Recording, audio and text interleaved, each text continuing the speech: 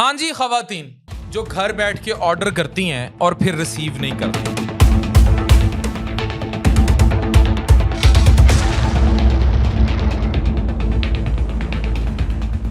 आपको आपकी लीडर से मिलवाते हैं, करती हैं ना।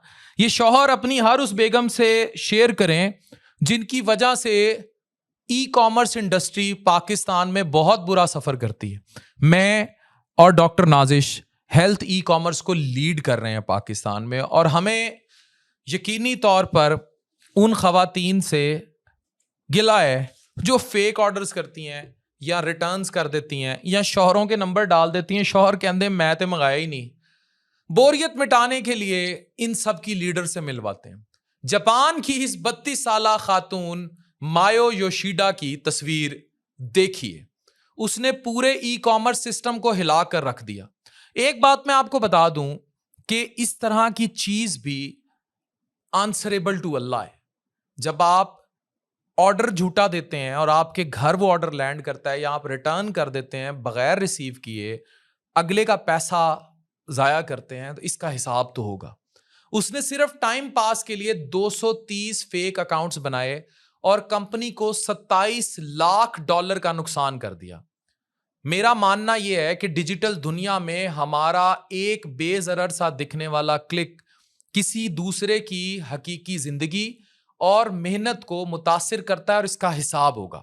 जापानी मीडिया और पुलिस के मुताबिक मेयो योशिदा ने खाने पीने समेत मुख्तलिफ प्रोडक्ट्स के हजारों जाली ऑर्डर्स किए। सिर्फ मई और जून के दरमियान तकरीबन 4000 ऑर्डर किए गए, जिनमें से 2000 से ज्यादा ऑर्डर कैंसिलेशन और रिजेक्शन की वजह से कंपनी के लिए $27 लाख यानी लाखों डॉलर्स के नुकसान का बाइस बने। इधर मैं पाकिस्तानी इदारों से भी दरखास्त करता हूं कि ई कॉमर्स कारोबार की सस्टेनेबिलिटी के लिए इस पर सख्त कानून साजी की जाए, क्योंकि fake order is a crime in international world. ये बहुत बड़ा जुर्म है। इस पूरे वाकये का सबसे हैरान कुन बात उस वक्त सामने आई जब उसने पुलिस के सामने अपना जुर्म कबूल करते हुए बताया कि वो ये सब सिर्फ अपना टाइम पास करने और स्ट्रेस कम करने के लिए करती थी। आपकी बेगमात भी ऐसे ऑर्डर करती हैं तो उन्हें रिसीव कर लिया करें, क्योंकि उनका टाइम पास और स्ट्रेस किसी और की हलाल की रोजी है। वो कैश ऑन डिलीवरी पर ऑर्डर करती थी, सामान घर पहुंचता तो रिसीव करने और पेमेंट देने से इनकार कर देती, जबकि कुछ ऑर्डर डिस्पैच होने से पहले ही कैंसिल कर देती। आखिरकार गैर मामूली एक्टिविटी डिटेक्ट हुई, पुलिस ने इन्वेस्टिगेशन की और उसे अरेस्ट कर लिया गया। पाकिस्तान में भी ऐसे कानून मौजूद हैं, उन्हें मजीद सख्त होना चाहिए। और आज आपको एक बात और मैं बता दूं कि जब भी इस किस्म की अटेम्प्ट्स होती हैं तो कैश ऑन डिलीवरी इंटरनेशनल और पढ़े लिखे महज़ब मुल्कों का हिस्सा नहीं है। वो पहले पेमेंट आती है फिर डिलीवरी होती है। ये पाकिस्तान और इंडिया में ही ये मुसीबत है, और इसकी वजह से बहुत सारे लोग, आप लोग भी, अपना कारोबार कभी ई पे सस्टेन नहीं कर सकेंगे। मतलब इंटरनेट पे, ई कॉमर्स पे सस्टेन नहीं। कोई खातून अपना कपड़ों का ब्रांड चाहती है, जूतों का चाहती है, तेल का ब्रांड चाहती है, कोई मर्द अपना काम करना चाहता है, अपनी दुकान को डिजिटल करना चाहता है। तो जब तक ये COD कैश ऑन डिलीवरी मौजूद है, उसमें बाकी काम बहुत सारे और अवामिल भी कर देते हैं। उनमें कुछ अच्छी कुरियर कंपनी है पाकिस्तान में, और कुछ जो है उनको भी वो उनके राइडर्स भी फेक अटेम्प्ट्स करते हैं। तो इन दी एंड जो सफरर होता है वो बेचारा ई कॉमर्स का मालिक होता है, और इन सब से हिसाब होगा। इन सब से हिसाब होगा। ये अल्लाह हिसाब जरूर लेगा, क्योंकि ये हराम के जुमरे में आता है। ये कहानी सिर्फ $27 लाख के नुकसान की नहीं है। हम स्क्रीन पर सिर्फ प्लेस ऑर्डर और कैंसिल ऑर्डर देखते हैं, लेकिन उस एक ऑर्डर के पीछे पूरी सप्लाई चेन और बहुत से इंसान काम कर रहे होते हैं। किसी ने, एक मैन्युफैक्चरर है, किसी ने पैक किया है, ट्रांसपोर्ट का फ्यूल लगा है, फिर कुरियर कंपनी इन्वॉल्व हुई है, उनके चार्जेस हैं, राइडर लगा है, राइडर गर्मी में आया है, ट्रैफिक में फंस के पता नहीं कितने आप तक पार्सल पहुंचाया है। और जब फेक ऑर्डर या शौहर को बताए बगैर किया ऑर्डर रिसीव ही नहीं होगा, और शौहर का नंबर लिखा होगा, शौहर फोन नहीं उठाएगा, गुस्से में रिजेक्ट कर देगा, तो सिर्फ पार्सल नहीं जाता, किसी का वक्त, करोड़ों की कमाई। और अगर फूड के ऑर्डर हों, जैसे हम सुपर फूड्स और सप्लीमेंट्स को डील करते हैं, जो बेचारे क्विक कॉमर्स में डील करते हैं, जैसे ये जो पिज्जा ऑर्डर कर दिया, बर्गर ऑर्डर, तो उनका आप क्या करती होंगी? ठीक है, अगर ये प्रॉब्लम सिर्फ जापान तक महदूद होता तो मैं ये बात ना करता। FBI के इंटरनेट क्राइम कंप्लेंट सेंटर यानी IC3 के मुताबिक 2024 में अमेरिका में इंटरनेट क्राइम की 859,532 कंप्लेंट्स रिपोर्ट हुई और रिपोर्टेड लॉसेस 16.6 बिलियन डॉलर तक पहुंच गए। ये तमाम फेक ऑर्डर केसेस नहीं थे, लेकिन डिजिटल फ्रॉड के स्केल को जरूर दिखाते हैं। पाकिस्तान में online fraud, cyber crime, fake orders, fake attempts जो कुछ कुरियर कंपनीज की तरफ से की जाती हैं, मतलब आप इसके ऑर्डर उठा के ले गए और पैसे भी आपसे चार्ज कर लिए, अटेम्प्ट टू डिलीवर ही ना की, ऑर्डर वहीं से पढ़ के झूठी फेक अटेम्प्ट डाली कि हमने अटेम्प्ट की थी, बंदा था नहीं और वापस दे गए। इस सब पर कानून साजी मौजूद है, लेकिन इस पर मजीद कानून साजी होने की जरूरत है।